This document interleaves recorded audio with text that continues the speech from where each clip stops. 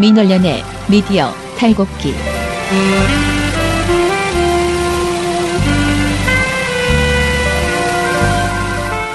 민원연의 미디어 탈곡기 198화를 시작하겠습니다. 네, 안녕하세요. 저는 민원연에서 사무처장을 맡고 있는 김원경입니다. 그리고 미디어 탈곡기의 이장입니다. 네, 저는 분야회장 배난활동가입니다. 네, 청년회장 이봉우입니다. 예, 제가 어제 아주 멀리 갔다 왔습니다.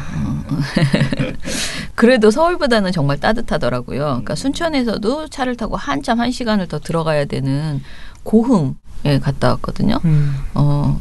선생님이 정말 열심히 하시는 그런 분이셨어요. 그러니까 아이들에게 좋은 자극을 주고 싶어서 굉장히 애쓰시는 그리고 아이들도 제법 뭐 열심히 듣고 해서 저도 새로운 힘을 좀 얻었다고나 할까? 애들이 하는 그런 질문 있잖아요. 왜 그 일을 하세요? 뭐 이런 질문들 되게 참신한 질문이 많았어요. 왜 그 일을 하세요는 그렇게 참신한 질문은 아닌데. 아니지. 해법한데. 맞아. 그리고 이제 NGO가 뭔지 아예 모르는 경우들도 많고 아이들은. 그리고 언론 감시 단체라는 게 있다는 건 더더욱이 뭐 모르는 그렇죠. 일이고 하니까. 고등학생들은 잘 모르죠. 네. 애들이 굉장히 민원연에 대해서나 언론에 대해서나 또는 언론인에 대해서나 여러 가지 질문을 했는데 굉장히 재미있었습니다. 그래서 제가 원래 하는 강의 그 내용보다도 애들이 벽에 붙여놓은 그 포스트잇으로 해놓은 질문들이 굉장히 저한테는 인상적이었고 그거에 대해서 답변하는 게 더 재밌더라고요. 그거 하다 한참 시간이 갔거든요. 그래서 아무튼 저는 재미있게 다녀왔습니다. 그런데 생각보다 먼 길이어가지고 굉장히 피곤하더라고요. 네, 그래서 엄청 멀어요. 거의 뭐 남쪽 끝이죠. 네, 내려갈 때는 저희 민원연 일을 하면서 내려가고 올라올 때는 논평과 보고서를 보면서 KTX에서 올라오는데 너무 지치는 거야. 진짜 와 되게 힘들다. 이 사무실에 있는 게 100배는 편하네. 그런 생각이 들었어요. 엄청나게 피곤했어요. 저희가 공개 채용을 합니다. 네, 저희와 함께 활동가로 일하실 분들을 또 모집을 하는데 언론 모니터 담당, 홍보 담당 해서 규모는 정확하게 저희가 정해놓지 않았는데 홍보와 언론 모니터 담당 인원을 모집하고 있습니다. 언론 모니터 담당은 뭘 하는 겁니까? 힘든 일이요. 저나 이봉우 활동가나 지금 신문 모니터 담당하고 있는 김기명 활동가가 하고 있는 직접 보고서, 나쁜 걸 보고서 화가 난다! 이렇게 화를 내고 이제 보고서를 막 써서 알리는 일을 하는 것이죠. 신문, 방송, 뉴스, 그리고 종편 시사 프로그램 말 그대로 모니터하고 보고서 및 기사 쓰는 사람들이 언론 모니터 담당이고 홍보 담당은 저희 그 컨텐츠들을 기반으로 영상 제작 그리고 페이스북 등 SNS 홍보 그리고 그 이외에 저희가 캠페인이나 기자회견 집회 등등 하면은 물론 거기서 영상 촬영하고 사진 찍죠. 뭐 웹자보 같은 것들 제작하고 하는 일들. 맞습니다. 또 저희가 행사가 많아요. 뭐 시상식도 있고 그래서 여러 가지. 그래서 필요한 기술은 뭐 영상 촬영 편집 기술이 있으시거나 아니면은 뭐 이미지 편집 툴을 좀 다루실 수 있는 분들이 우대를 받으실 수 있을 겁니다. 뭐 촬영이나 편집에 기능이 있으시면 우대를 받긴 하지만은 없으셔도 본인이 홍보 담당 경력이 있거나 하면은 좀 거기에 대해서 비전이 있고 열심히 해보고 싶다라는 의지가 있으신 분들은 또 상관없고요. 저희가 언제나 말씀드리지만 학력, 나이, 성별에는 제한이 없고요. 서류 접수 기간은 2월 6일 화요일부터 2월 20일 화요일까지. 맞습니다. 그리고 20일 자정까지가 아니고요. 저녁 6시까지 접수를 받고 있고요. 서류 합격자 발표는 22일 목요일 저녁 6시에 나옵니다. 그래서 합격하신 분들께 저희가 별도로 연락을 드리고 있고요. 그분들은 또 따로 이제 논술과 면접을 거쳐서 함께 하게 될 것 같아요. 저희 민원연 홈페이지에도 공지가 올라와 있고 저희가 이걸 홍보를 하니까 뭐 다른 시민단체 연대회 홈페이지 등 다른 곳 그리고 저희 페이스북을 통해서 확인하실 수 있습니다. 자, 민원연이 활동가 공채를 합니다. 지금 저희가 일할 사람이 굉장히 부족한 상태이고요. 그래서 공채를 시작을 했습니다. 혹시나 저희 월급이 얼마인지 되게 잘 궁금해하실 텐데 공채는 항상 그런 게 제일 궁금하잖아요. 그런데 딱 이거다라고 말씀드리기 굉장히 어렵고요. 그렇지만은 지금 오른 최저임금보다는 높게 책정되어 있습니다. 막내가 가장 아무 경력 없이 들어오시는 1호봉이 기본급 자체가 최저임금보다는 조금 높게 그렇게 책정을 하고 저희 원칙이 지금 그렇게 되어 있거든요. 그렇게 되어 있습니다. 제가 말씀드릴 수 있는 거는 민원연 일이라는 게 다른 시민단체보다도 사실은 조금 더 힘들고 더 많은 사명감을 요구를 하고요. 저희가 하는 모니터나 이 모든 것들이 굉장히 불편한 일이잖아요. 누구를 비판하고 감시하고 이런 것들이 굉장히 힘든 일이고 그 힘든 일이기 때문에 거기에 맞게 조금이라도 덜 불편하게 다른 일들에 있어서 좀 배려를 하려고 그렇게 지금 바꿔가고 있는 중입니다. 그래서 그 상황 아무튼 바뀌고 있다라는 점은 분명히 제가 약속을 드릴 수가 있을 것 같고요.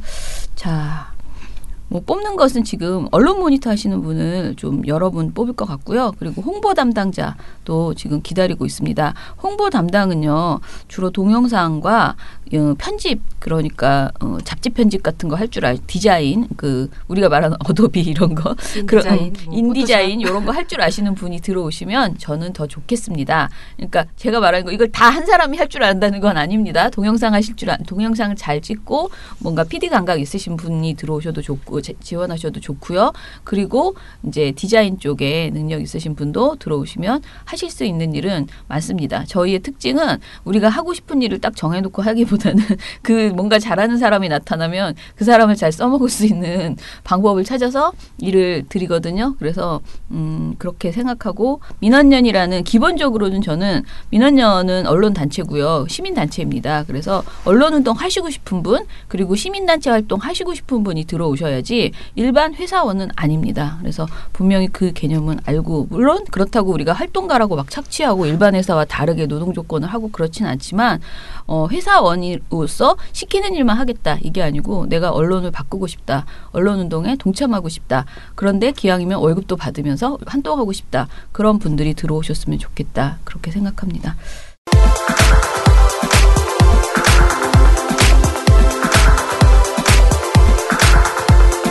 네, 그러면 오늘 미디어 스크랩부터 시작해 보겠습니다. 먼저 YTN 소식이 3개나 있던데요. 네. 예, 봉우 씨가 YTN 전문가로서 전해주시기 바랍니다. 이게 이제 매일매일 오늘의 YTN이라는 코너를 만들어야 될 것 같은데. 지금 그런 수준이지 네, 이제. 뭐가 나와 근데. 최남수 사장과 관련해서 제가 어제 3일에 한 번씩은 논란이 터진다 그랬는데 네. 그거보다 더 주기가 짧은 것 같아요. 네, 네. 어제 저희가 최남수 사장이 2014년 세월호 참사 직후에 올렸던 글을 말씀드렸습니다.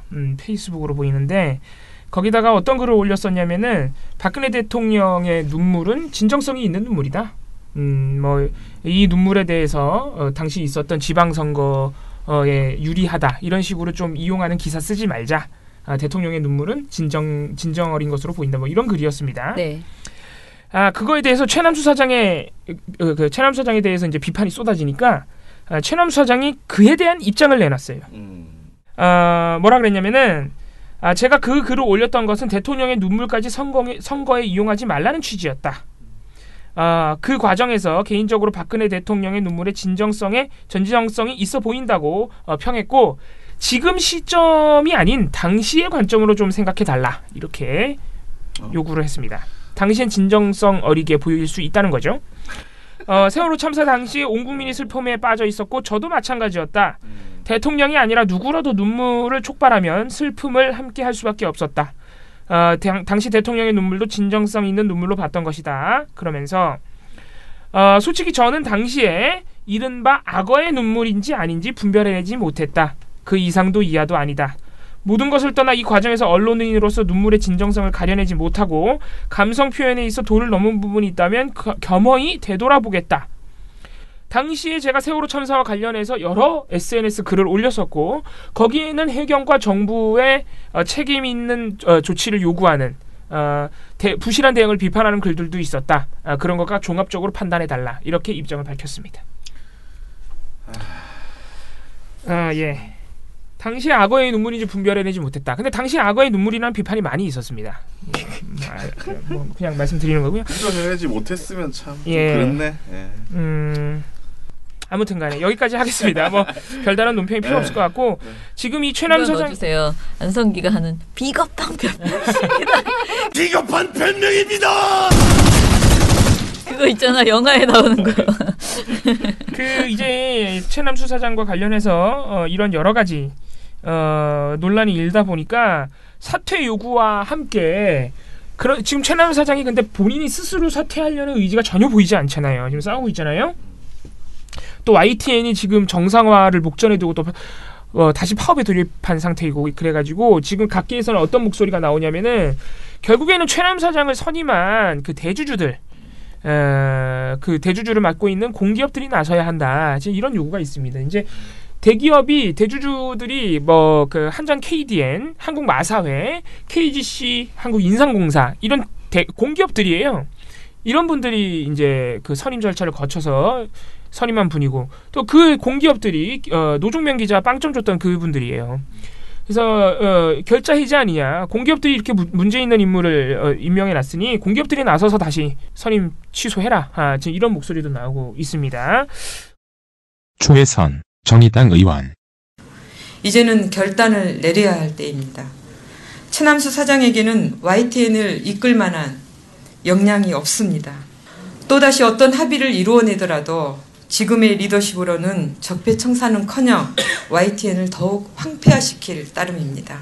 YTN의 대주주 한전, KDN, 한국마사회, 한국인삼공사 등 공적 기업으로서 대주주들은 책임감을 가지고 최남수 사장 사퇴를 위한 절차를 조속히 진행해야 할 것입니다.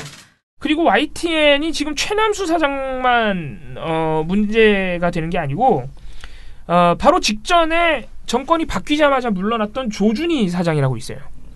이분은 그 2015년에 그러니까 박근혜 정부 시절에 2015년 3월에 YTN 사장으로 취임한 분인데 이분 역시 그 전에 YTN 사장들과 마찬가지로 낙하산 논란, 이명박 박근혜 정부 낙하산 논란이 끊임없이 제기됐던 분입니다.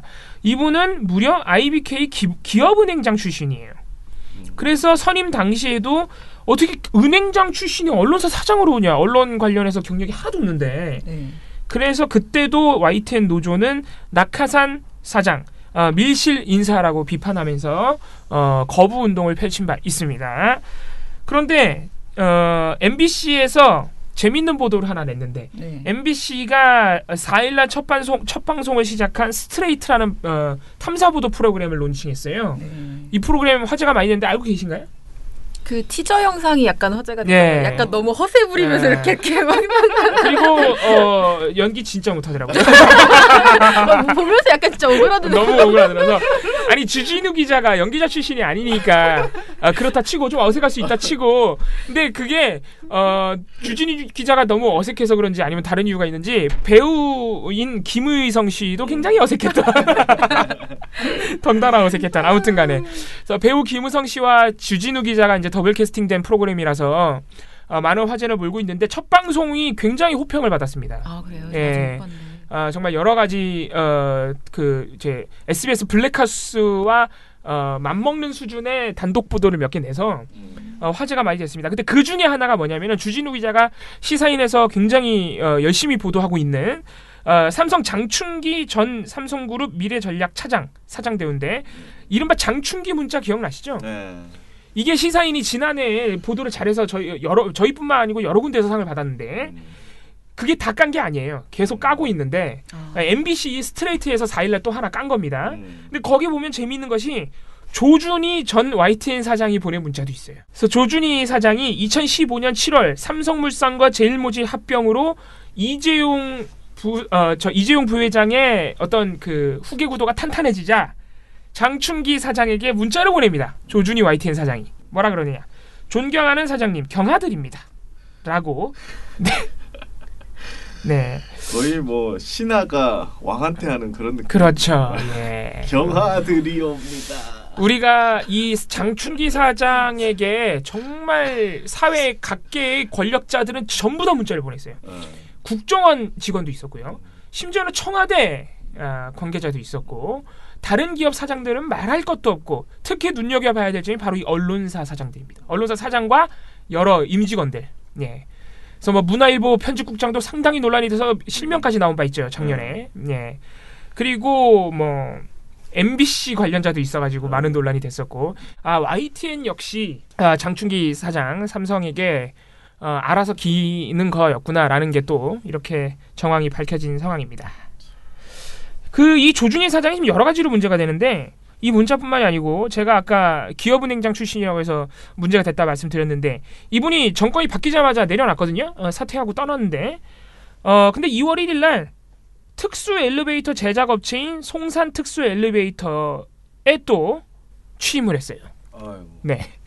취직을 잘하시네. 네, 취직을 잘하죠. 그러니까 자소서 같은 걸 예. 되게 잘 쓰시나 봐요. 스펙이 좋아. 아니 근데 뭐 이런 기업은행장도 하고 했으니까 뭐 사장으로 또 갈 수는 있는데 그렇다 치는데 이 업체가 YTN 사장 본인이 사장 재임 시절에 YTN 프로그램 중에 강소기업이 힘이다라는 프로그램이 있어요. 여기에 강소기업으로 소개된 바가 있어서 또 문제가 되고 있습니다. 본인이 사장이던 시절에 본인 방송사에서 소개해놓고 물러나서 곧바로 이 회사의 사장으로 간 상황이죠. 전국언론노동조합 YTN 지부에서 언론사 사장이 자사 프로그램에 소개된 기업에 곧바로 회장으로 간다는 게 도대체 말이 되는 일이냐라고 또 비판을 했습니다.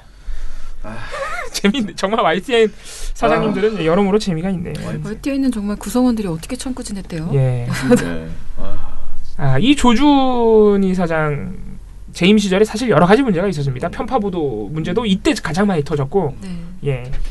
YTN이 좀 빨리 해결이 돼야 될 텐데 사실 좀 난망하긴 합니다. 예. YTN 그 최남 사장과 관련해서 혼자 다 하네. YTN 소식이 너무 많아서 속보가 또 하나 들어온 게 있어서 요것도 코너를 하나, 만드세요. 이봉우의 YTN. 네, 오늘의 YTN. 전문가. 아니면 오늘의 남수영 뭐 이 정도로. 예. 형이라고 하지 마. 예. 그럼 오늘의 남수 씨? 응. 예. 오늘의 남수. 네. 남사스럽게. 자, 최남 사장 관련해서 얘기가 또 하나 있습니다. 이게 뭐냐면은 저희가 그 아까 말씀드렸던 박근혜 전 대통령 눈물 관련 SNS 말고 또 하나 문제됐던 게 역사가 문제가 있었죠. 네. 네. 이게 뭐냐면은 머니투데이 방송 사장 시절에 2015년에 이것도 2015년이야? 2015년에 많은 일을 하셨네요. 예. 2015년에 이 자기가 데리고 있는 직원들, 머니투데이 방송 관계자와 또 다른 기업체 관계자들, 그래서 한 6명 정도와 밥을 먹는 자리에서 당시에 논란이 컸던 한일 위안부 합의와 관련해 왜 한국 사람들은 일본에 사과하라는지 모르겠다. 류의 발언을 해서 굉장히 그게 이제 당시 배석했던 기업체 관계자의 제보를 통해서 밝혀지면서 논란이 굉장히 커졌죠. 근데 놀랍게도 최남수 사장이 5일 보도자료를 내서 이를 보도한 미디어오늘, 미디어스, 인사이트 그리고 그 매체들의 담당 기자를 언론중재위원회에 제소했습니다. 허위 사실에 대한 정정보도 및 기사 삭제, 손해배상을 청구했습니다. 그 보도들이 악의적인 가짜뉴스다. 배우를 철저하게 밝혀내겠다라고 입장을 밝혔습니다. 제보자가 있는 거잖아요. 네, 그 이제 배우가 누구냐는 거예요. 그러니까 이런 분들의 특징은 뭐냐면은 무슨 의혹이 제기되잖아요. 무조건 뭔가 배우가 있다고 생각해요. 누가 했어? 아무튼 그래서 민영사상 소송도 바로 진행할 것이다라고 입장을 밝혔습니다. 정말 MBC가 떠오르죠. 모든 것이 너무 MBC와 비슷하죠. 그래서 YTN YTN 노동조합도 언론사 사장이라는 사람이 다른 언론사의 의혹 제기에 대해서 이렇게 소송으로 압박하는 것 자체가 말이 안 된다고 일단 비판을 했고요. 그리고 이를 보도한 김도연 미디어오늘 기자는 제보자가 상당히 믿을 만한 인물이고 제보자가 굉장히 자신감이 있다. 증거가 확실하다 그랬다. 그래서 법적 소송해라. 대응하겠다라고 일단 반박한 상태입니다. 네, 더더욱 자질이 없다는 게 증명됐네요. 이 대응을 보니. 진짜 딱 저 김장겸 사장이랑. 예, 김장겸 사장보다 잘하는 거는 대응 속도가 빨라요. 지금 자기 관련해서 의혹 제기가 나올 때마다 거의 바로 다음 날 입장문을 내는 편입니다. 내고 법적 조치 바로 하고. 예. 사실상 이게 변명하고 항의하고 SNS로도 사실 계속 이렇게 하시잖아요. 맞아요. 네. 예. 근데 문제는 그 바로바로 나오는 입장문들이 별로 납득이 가지 않는다는 게 문제인데. 네, 이번에는 까칠남녀 소식입니다. 네, 이게 종영됐죠. 2월 5일 마지막 방송이었습니다. 근데 이게 뭐 그때 새로 찍은 게 아니라 이미 찍어놨던 거를 그냥 그때 송출을 하고 마무리된 건데요. 조기 종영이 된 거죠, 말 그대로. 네, 참 부끄럽게 종영이 된 건데 여기에 대해서 각계 이제 시민단체 측에서 여러 시민단체들이 모여서 EBS 측에 은하선 작가 하차 처리 요구에 대한 답변을 요구하는 그 질의서를 보냈었어요. 근데 여기에 대해서 답변이 6일 날 왔습니다. EBS 측에서. 근데 그 답변이 좀 재미있습니다. EBS의 대답은 이렇습니다. 까칠남녀는 안타깝게도 2월 5일까지만 방송됩니다. 라고 하면서 여기에 대해서 자사 프로그램에 대한 여러 가지 평가를 하는데요. 이 평가가 계획한 대로 방송을 마치지는 못하지만 성에 대한 고정관념과 선 역할에 대한 오해와 편견을 극복하고자 했던 이 프로그램의 기획 의도와 일련의 성과가 덮어져서는 안 된다. 그리고 EBS는 다양한 의견을 방송에서 수렴하기 위해 노력하며 사회적 약자와 소수자의 권익을 신장하는 역할을 계속 수행하겠다. 이렇게 입장문을 주었습니다. 근데 사실 이 입장문하고 별개로 무관하게 이 방송이 이런 식으로 조기 종영 돼버리면요. 결과적으로는 하나가 증명된 거죠. 성소수자들이 이렇게 나오는 방송은 하면 안 되겠구나. 그리고 여기에 대해서 항의를 하면 방송을 끝낼 수 있겠구나라고 하는 어떤 좋은 선례를 하나 남긴 것이고요. 본인들의 이런 평가와는 전혀 정반대의 어떤 상황이 됐다라고 보시면 될 것 같아요. 이게 한마디로 EBS가 졌어요. 굴복한 겁니다. 저 성소수자를 반대하는 성소수자 인권을 반대하는 일부 기독교인들과 일부 저 보수 세력에게 굴복한 거예요, 사실상. 그죠, 그러니까 어떤 쇼를 처음에 시작할 때 했던 취지 이런 것들 자체를 폄하하고 싶진 않은데 시도 자체를 폄하하고 싶진 않은데 결과적으로 이런 행보가 자기 작품에 자신의 어떤 프로그램의 성과에 흠집을 내는 건 사실이죠. 또 그거를 이렇게 약간 인정하지 않으려고 하는 듯한 태도로 얘기를 하고 있다는 게 좀 안타깝고요. 현실을 좀 도피하는 것 같다는 느낌이 들고요. 많이 안타깝네요.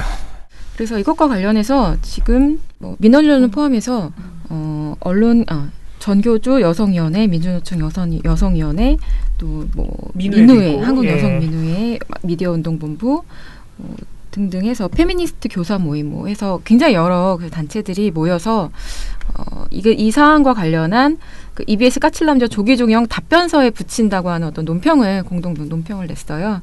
그래서 이 부분에 대해서 이제 이 논평의 결론은 이겁니다. EBS의 까칠남녀 불명의 조기 종영은 교육방송의 역할을 포기한 것으로 볼 수밖에 없고 우리 단체들은 이대로 포기하지 않을 것이며 이 문제를 더욱 공론화하여서 EBS가 어떤 반인권적 행태를 저질렀는지 똑똑히 보여줄 것이다. 그리고 우리 사회에 만연한 성소수자에 대한 차별과 혐오에 대해서 지속적으로 함께 쌓아 나갈 것이다. 라는 내용으로 마무리되고 있습니다. 바뀐 EBS에서 좀 다르게 조치가 나왔으면 좋았을 텐데 오히려 까칠남녀 애초에 저는 사실 까칠남녀가 애초에 취지가 너무 좋았다는 건 당연히 인정하고요. 그것을 살리지 못하고 이렇게 흐지부지 되는 것 자체가 오히려 시작했던 그 시기보다 더 뒤로 가버리는 그런 결과를 낳아서 너무 안타까워요. 그러니까 굉장히 우리 엄마들 사이에서는 이걸 아이들한테 보여주면서 교육적으로 활용하려고 굉장히 노력했던 방송이었거든요. 너무 즐겁게 그 남녀의 차이라든가 현실적으로 빚어지는 어떤 불공정함 이런 것들을 애들이 받아들일 수 있는 수준에서 말하는 방송이었기 때문에 굉장히 좋았는데 그리고 실제 성교육으로도 도움이 되는 그런 내용이었는데 끝에서 이런 식의 어처구니 없는 일을 당하고 여기에 너무 그냥 굴복해버려가지고 굴복했다기보다는 본인들이 동의한 거죠. 그런 문제 제기에 이제 제작진들이라고 말할 수는 없지만 아무튼 EBS의 주요 결정권자들이 이런 결정을 한 것이기 때문에 안타깝고 오히려 정작 방송을 만드는 당사자 그러니까 PD분들은 이것에 대해서 반대도 하고 여러 가지 메시지도 보내고 여기 저희가 말한 것처럼 저희 그 논평에서도 그 얘기를 했거든요. 그 제작진들이 대안을 검토하거나 여러 가지 노력을 했고 이제 이거를 이렇게 하지 말아달라는 그런 부탁도 윗선에 이제 드렸는데 이것들이 이제 받아들여지지 않았다. 라는 점을 얘기를 했는데 이제 안타까운 일이라고 생각합니다. 그러면 세 번째로 그 청와대 한겨레 기사인데요. 청와대가 북핵동결 대가 수십조 요구 동아일보의 정정 요청이라는 보도가 있었습니다. 근데 저희가 민원연 보고서에서 요거를 지적하지를 못했네요. 근데 2월 5일에 동아일보 박재균 칼럼에서 이런 황당한 글이 나왔었네요. 최근 모종의 경로를 통해 북측의 메시지가 온 것으로 전해졌다. 남북 대화와 핵 동결을 할 용의가 있다는 것. 그 대가는 수십조 원에 달하는 현금이나 현물 지원이다. 수십조입니다. 수십조. 이런 내용은 관계 당국에 보고됐다는 글귀가 실려 있다. 이렇게 써 있었어요. 동아일보 칼럼에. 근데 이제 김의겸 청와대 대변인이 어제 그러니까 그 춘추관에서 동아일보 칼럼에 정정을 요청한다라는 제목의 글을 올려서요. 이 메시지는 사실이 아니고 받은 사람이 없다. 내용을 보고받았다는 관계 당국은 더더군다나 없다. 청와대뿐만 아니라 통일부, 외교부, 국정원 어디에도 그런 사람은 없었다라고 해명을 했고요. 김 대변인은 이걸 사실이라고 믿었다면 어떻게 일면 머릿 기사로 실지 않았나. 왜 칼럼 한 귀퉁이를 채우는 것에 만족했나. 전제가 잘못되었기에 그 뒤로 이어지는 채권, 채무나 불평등 관계 부분도 논지가 성립되지 않는다라고 덧붙였습니다. 예, 뭐 구구절절. 이게 말이 정말 진짜 황당합니다. 이거 근데 조선 동아류의 언론들 창피한 줄 알아야 돼요. 이런 주장을 아직도 하고 있는데 저번에 임종석 비서실장 UAE 방문 논란 터졌을 때 지금은 이게 결국에는 전부 이명박 정부의 잘못인 걸로 다 나왔잖아요. 이명계약, 군사 이명계약 이런 거. 그런 걸로 나왔는데 초창기에 그 논란 터트린 조선 동아가 뭐라 그랬습니까? 그때도 거기서 북한과 몰래 만났다. 돈 주기로 했다. 그 의혹을 먼저 터트렸던 게 바로 조선 동아예요. 그랬더니 아직도 버릇을 못 버리고. 응? 근데 대단합니다. 네, 지금 사실은 우리가 여야 또는 뭐 보수 언론, 진보 언론을 떠나서 익명에 기대서 이렇게 아무 말 대잔치를 하는 그런 식의 보도들이 사실은 문제예요. 그러니까 꼭 이거를 조선 동아만 문제 삼을 건 전 아니라고 생각하고요. 전체적으로 보면 근거를 출처를 밝힐 수 없는 그런 모모에 따르면 하면서 그 모모가 누군지 모르겠는 그런 것들을 이제 좀 자제하는 분위기. 이거 이렇게 너무 이게 갈 때까지 갔다라는 생각이 들어서요. 이 부분은 분명히 오히려 저는 그래서 이런 보도 하나하나를 비판하는 것도 좋지만 우리 지난번에 선거 시기에 연합뉴스하고 모니터할 때 뉴시스 모니터할 때 그거 한 적 있었잖아요. 익명 취재원이 얼마나 되는지 그런 걸 한번 해보면 대단하겠다. 이런 식으로 뭐 카더라 하면서 하는 이 보도들이 너무 많아지고 그게 이제 책임질 수 없는 수준까지 이제 온 거죠. 그 발언이 어느 정도 작작해야 되는데 도를 넘어서가지고 수조 원을 달라고 했다는 이런 식의 말까지 그것도 이거를 가지고 제목까지 이렇게 뽑았잖아요. 남은 현금인 북 또 거액 내라는데 라는 제목의 칼럼이었거든요. 그러니까 어처구니 없는 이런 보도들이 계속 이어지고 있는 거죠. 한번 우리가 긴 흐름으로 호흡으로 이거를 익명보도의 문제를 한번 거의 뭐 논문 쓰듯이 잡고 한번 조사를 해봐야 되겠다 그런 생각이 들어요. 뉴시스 노동조합 지부가 7일 날 시한부 파업에 돌입했습니다. 저 쟁의행위에 돌입한 지는 9일 차예요. 원래는 그 전까지는 준법투쟁을 계속하다가 안 되겠다. 이걸로는 회사 측이 도저히 말귀를 못 알아듣는다라고 해서 이제 아예 공식 파업에 들어간 것이고요. 예. 7일 오전 9시에 조합원 집회를 개최하면서 이제 공식적으로 공식 파업에 돌입했다고 보시면 될 것 같습니다. 지금 이 사안의 가장 근본적인 문제는 뭐냐면요. 뉴시스의 대주주가 머니투데이 그룹이라는 그렇죠. 게 있는 것이고요. 머니투데이 그룹이 가장 금가옥조로 여기는 기조가 무노조 경영 원칙이라는 점이 있습니다. 또 최남수 사장이 또 생각나네요. 최남수의 향기가 좀 느껴지시죠? 네. 근데 이게 사실은 좀 그냥 자세히 보지 않았을 때는 무노조 뭐 이런 걸 하고 있는 사측과 그냥 임금 협상이나 이런 부분에서 계속 트러블이 나니까 노조 측에서 이제 그 부분을 가지고서 좀 계속 협상이 결렬되면서 파업에 돌입했구나라고만 대략적으로 그렇게 생각을 하고 있었는데요. 이게 좀 사안이 전반적으로 좀 복잡합니다. 이 머니투데이 그룹 이쪽 계열에서 무노조 경영을 아예 확정짓기 위해서 굉장히 여러 가지 행동들을 하고 있는 것 같아요. 이분들이 이제 기수별로 노조에서 이제 기수별로 계속 성명을 내고 있거든요. 근데 맨 처음에 냈던 성명은 지금 뭐 4기 1동이 낸 성명이라는 게 있고 그 다음에는 뭐 5기, 6기가 낸 성명이 있고 뭐 이런 것들이 있는데 내용을 보면 이렇습니다. 처음에 2016년 10월부터 2017년 인근 단체 협상을 시작을 합니다. 근데 이때 24차례 교섭이 있었대요. 근데 회사 측에서 단 한 번도 호봉제와 기본 동결이라는 방침에서 물러서지 않았다는 거죠. 그러니까 24번 정도 협상을 하면 보통 양쪽에서 갖고 온 협상안을 양보를 하죠. 서로 어느 정도 이제 절충을 하죠. 근데 동결이 됐다는 거예요. 근데 예를 들면 회사 경영 사정이 너무 어렵다던가 사정이 있을 경우에는 동결을 할 수 있죠. 어떤 경우에는 삭감을 하는 경우도 있죠. 네. 너무너무 어려울 경우에는. 실제로 OBS는 삭감하고 그랬어요. 그렇죠. 네. 근데 그 경우에 이제 노조와 합의를 해서 어려우니까 이해를 해달라고 해서 그렇게 결정이 되는 경우가 많은데 이 경우에는 사측이 그냥 안 된다. 우리 돈 없어. 못 올려줘. 배째 약간 이런 태도로 24번의 합의에도 계속 그렇게 나왔다는 거예요. 그래서 노조는 여기에서도 일단 1차적으로 왜 이렇게 무성의한가. 이건 노조를 약간 협상 대상으로 인정하려고 하지 않는 거 아닌가라는 의구심을 품었다는 거죠. 근데 문제는 뭐냐면요. 임단협이 이래서 결렬이 됐어요. 그러니까 회사가 바로 인센티브를 지급합니다. 돈이 없다고 여태까지 버티다가 임단협이 결렬되니까 노조를 통해서는 돈을 줄 수 없다는 입장을 밝힌 거나 마찬가지죠. 와 대박이다. 돈이 없어서 안 준 게 아니라 노조하고 협상해서 올려주는 건 안 돼. 이 태도였던 거예요. 너네 노조 안 하면 올려줄게 이거예요 그럼? 그 메시지죠. 사실 그렇잖아요. 노조하고 협상할 때는 24번을 협상을 테이블에 올라왔는데 단 한 푼도 못 올려줘. 호봉이고 연봉 아무것도 안 돼라고 하다가 그거 임단협 결렬되니까 되자마자 인센티브를 줬어요. 그럼 이건 회유도 아니고 협박이네 협박. 야, 그러니까 노조 하지 마요. 이제. 우리가 올려줄 테니까 노조가 뭐가 하지 마라. 야, 대단하다 진짜. 그런 다음에 2017년도에 이제 수습기자를 새로 뽑습니다. 근데 그때는 연봉제 수습기자를 일단 채용을 하고요. 그 다음에 올해 이제 들어와서는 포괄연봉제를 적시한 수습기자를 모집을 합니다. 근데 여러분들 다 아시겠지만 포괄연봉제가 뭐냐면요.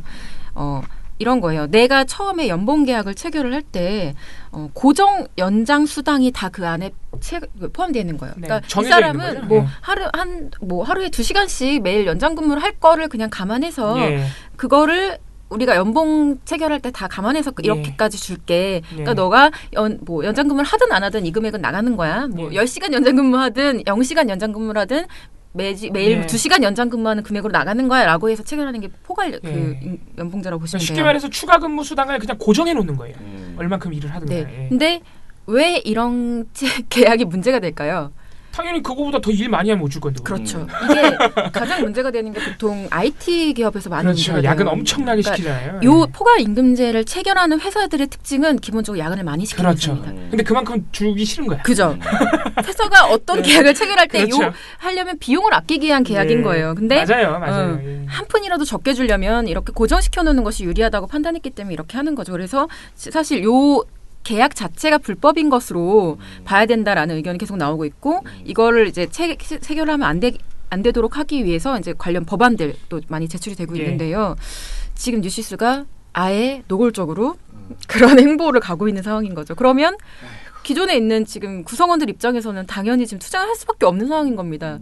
노조를 무력화하고 노동 환경에 대한 어떤 전반적인 퇴행 상황이 눈앞에 뚜렷이 드러나고 있는 거죠. 그래서 이거는 편집권 문제와 함께 굉장히 좀 심각한 상황인 것 같다라는 생각이 들고요. 이 투쟁 상황은 계속 저희가 좀 지켜봐야 될 것 같아요. 참 여기저기 난리가 아닌 곳이 없는데 또 전부 YTN 사장님과 관계가 돼 있다는 것도 참 놀랍습니다. 무노조 경영이라는 거를 참 입 밖에 내면서 이렇게 얘기를 한다는 것 자체가 참 부끄러운 줄을 모르는. 무노조 경영 이거 굉장히 위험한 발상이거든요. 사실은 헌법에도 반하고. 그죠, 반헌법적인. 근로기준법에도 반하고 전부 반하는 건데. 삼성이 자랑하는 거죠. 또 삼성 또 그걸 자랑하고 다니죠. 놀랍습니다. 되게 웃긴 게 그 홍정호 머니투데이 그룹 부사장이요. 지난 1월 22일 날 조합원하고 이제 간담회를 했대요. 이렇게 공식 투쟁하기 전에. 그래요? 근데 그때 그 말을 했답니다. 회사는 없고 노조만 있다. 그러니까 그 뒷말은 뭐겠습니까? 노조를 없애겠다. 아니 회사만 있고 노조만 있다 이런 발상은 어떻게 하면 나오는 거지? 회사가 직원들 때문에 있는 건데 도대체 그런 개념이 없는 거니까 노조 자체를 되게 불편해하고 있다는 게 여실히 드러나죠. 어떤 컴플렉스 그런 게 좀 있는 것 같네요. 노조 컴플렉스 같은 게. 좀 계속 지켜보겠습니다. 컴플렉스는 아니지. 컴플렉스는 그런 게 아니고 이건 포비아지. 포비아. 포비아인가요? 공포증. 이거는 노조를 너무 질색팔색하는 거기 때문에 혐오하는 거지. 제일 충격적인 부분은 그 임단협 24번 결렬시키고 인센티브 줬다는 부분이 가장 충격적이네요. 노골적이죠.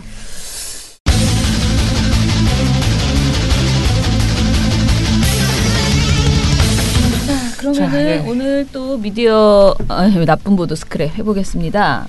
오늘 먼저 나은 씨부터 방송부터 이야기해보죠. 어제 이어서 계속 서지현 검사 관련된 소식인가요? 어떻게 되죠? 네, 검찰 성추행 은폐 의혹 사건 관련해서 저희가 어제는 KBS가 왜 안태근 최규일 이름을 이렇게 말을 안 하냐, 이거 지침 있는 거 아니냐, 너무 의심된다라는 의혹 제기까지 하고서 마무리를 했는데요. 다른 방송사들도 이제 소소하게 이것만큼은 아니지만 이제 자잘하게 문제점들이 있어서 그것도 좀 오늘 추가적으로 얘기를 해볼까 합니다. 오늘 TV조선 특집 아니었나요? TV조선도 한몫합니다. 한몫하는데 TV조선만 나온 건 아니고 다른 그렇군요. 친구들도 나온다고 했잖아요. 알겠습니다. 네. 저는 또 TV조선이 압도적인 1등인 줄 알고. 아닙니다.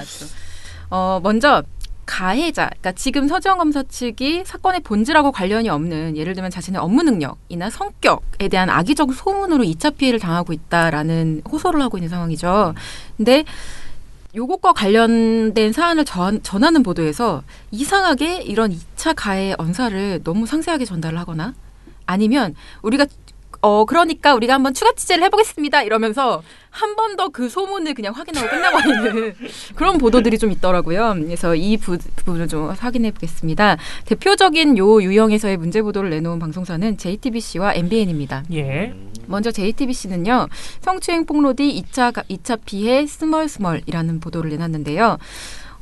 취지상으로는 당연히 아무 문제가 없는 보도입니다. 보도 내용은요. 경찰 조직 내부에서 나오는 서 검사에 대한 비난과 공격, 그리고 인터넷 사이트 등에서 나오는 비난을 전달하면서요. 이거 다 모두 근거 없는 의혹이다라는 내용을 명시를 하고 있어요. 그래서 보도 내용은 좋은데 뭐가 문제냐면요. 이 내용을 기자가 말을 해주는 사이에 그 자료화면으로요. 그러니까 특히 인터넷에서의 그런 어떤 막말들, 이걸 보여주면서 그 막말 게시글들도 보여줘요. 하나하나 잡아서. 근데 아마도 너무 심한 건 또 뺐겠죠.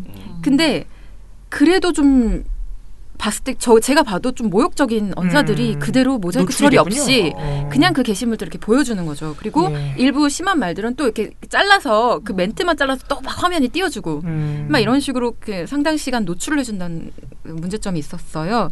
그리고 또 하나 더 좀 당황했던 건 그렇게 글자를 잘라서 보여주는 그 배경화면으로 그러니까 키보드를 치는 어떤 여 직원의 손을 뒤에서 남성분이 뒤에서 이렇게 손을 위에서 잡으면서 추행하는 재현 장면을 또 그 배경으로 써요. 그 재현 좀 안 했으면 좋겠는데 아주 모든 복합적으로 언론사가. 지금 충격을 주는.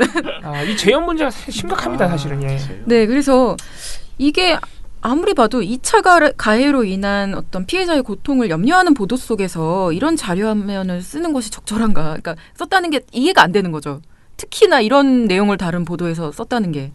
그냥 막말로 되게 개념 없는 보도에서 이런 걸 썼으면 이렇게 하시면 안 되죠! 라고 말을 하겠는데 취지도 좋고 뭐 이렇게 하면 안 된다라고 말하면서 이런 자료화면 썼다는 게 너무 좀 이해가 안 된다고 해야 되나요? 네, 그런 생각이 좀 들었습니다. 이 재현 문제는 저희가 참 진짜 수차례 지적하고 있는데 재현 문제는 진짜. 예. 근데 방송 보도 재현은 직원들이 하는 거 아니에요? 아니 그러니까 자세히 연기자 쓰겠죠. 연기자 쓰는 경우도 있고 직원들 쓰는 경우도 사실 있는 것 같아요. 약간 어색할 때가 있어서. 그리고 손은 할 수 있어요. 네, 손 같은 거는 그냥 그렇게 쓸 수도 있을 것 같고 아니면 그러니까 어떨 때는 재탕하는 경우도 좀 있어요. 그러니까 옛날에 찍어놓은 엄청 해요. 그냥 그게 재탕해서 또 그러니까 화면 색감만 좀 바꿔서 다시 보여주고 막 그런 경우가 있어서. 재현 사파가 진짜 엄청 문제입니다, 사실. 재현과 사파가. 네. MBN 같은 경우는요. 제목이 서지현 검사 큰 따옴표 허위 소문 차단해달라라는 기사인데요. 김순철 기자의 기사입니다. 근데 그 두 보도 모두 취지 자체는 나쁜 보도가 아니네요, 그죠? MBN 같은 경우에는 제가 취지도 의심하고 그래요? 네, 내용을 좀 보셔야 될 것 같은데요. 네. 이 보도는요. 검찰 내부의 악의적 소문에 대한 서 검사의 입장을 일단 전달을 하고 있습니다. 근데 문제는요. 황당하게도 이런 멘트를 덧붙입니다. 김순철 기자가. MBN 취재 결과 서 검사에 대한 업무 능력과 근무 태도에 대한 검찰 내부의 평가는 엇갈렸습니다. 한 검찰 관계자는 명석한 두뇌를 가졌고 업무 처리도 뛰어났다고 밝힌 반면 다른 관계자는 여주지청 근무 당시 동료들 사이에서 성품과 복무 평가가 좋지만은 않았다고 전했습니다. 그걸 왜 보도하고 있는 거예요, 지금? 제가 묻고 싶은 게 보도 제목하고 너무 내용이 다른데? 서지현 검사 입장은요. 앞부분에 조금 얘기하고요. 뒷부분엔 자기가 이렇게 취재했다면서 이 루머를 한 번 더 퍼뜨리고 있는 거예요. 일단요. 애초에 성폭력 피해자가 가해자랑 이를 은폐하려고 한 어떤 조직 구조의 문제점을 지적한 상황이죠. 이런 상황에서 피해자 개인과 관련된 소문의 진위 여부를 기자가 검증할 필요는 없습니다. 네, 그리고 검증도 안 됐잖아. 당연하죠. 그러니까 1차적으로는 이걸 검증하려고 시도한 것 자체도 문제고요. 그 검증을 했답시고 취재를 한 그 결과 자체가 그냥 소문을 한 번 더 보여준 수준에 그쳤다는 점도 문제라는 거죠. 이걸 대체 왜 한 것이냐. 저는 그래서 이 보도는 취지도 의심된다. 솔직히 말하면. 그런 생각이 좀 들었습니다. 그래서 이거는 사실상 기자도 2차 가해에 동조했다라는 생각이 들고요. 이 보도는 문제가 크네요. 네. 예, 단순히 그런 문제가 아니에요. 네. 또 다른 유형의 보도도 문제가 있는데요. 정치적 해석을 우려한다면서 정치 공방 이슈를 계속 보도하는 케이스가 있습니다. 요거는 누가 있겠습니까? 정치 공방? 정치 공방. 아, 누가 있을지 모르겠는데 이거. SBS. 이건 TV조선이죠.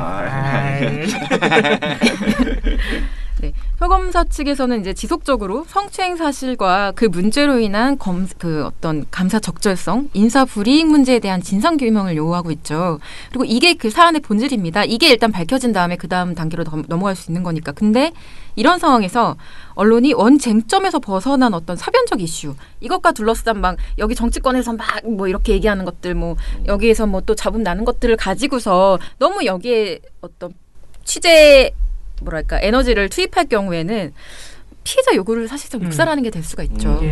본질을 흐릴 수 있습니다. 근데 이런 태도를 보인 대표적 방송사가 TV조선이라고 좀 생각이 됐어요.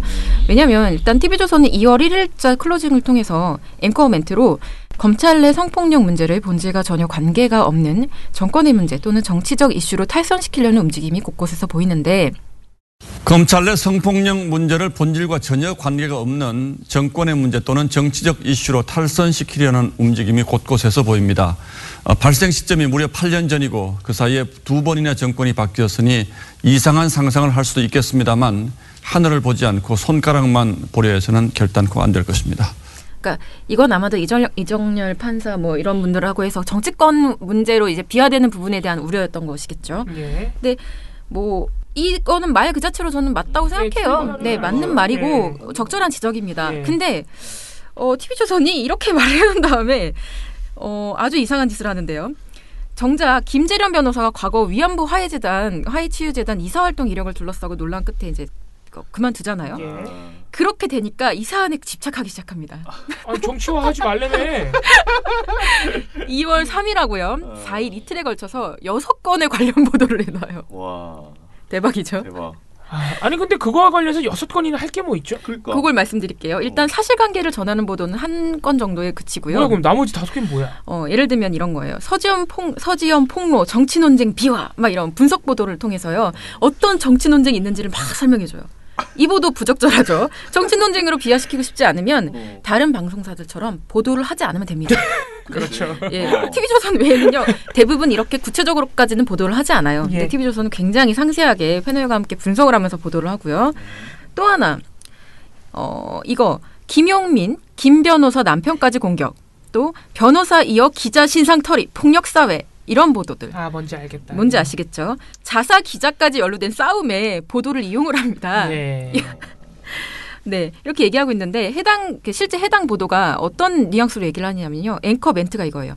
자, 그런데 어제 방송인 김용민 씨가 서지현 검사의 변호를 맡다가 사퇴한 이 김재련 변호사의 가족 신상 털기를 한 소식 전해드렸습니다.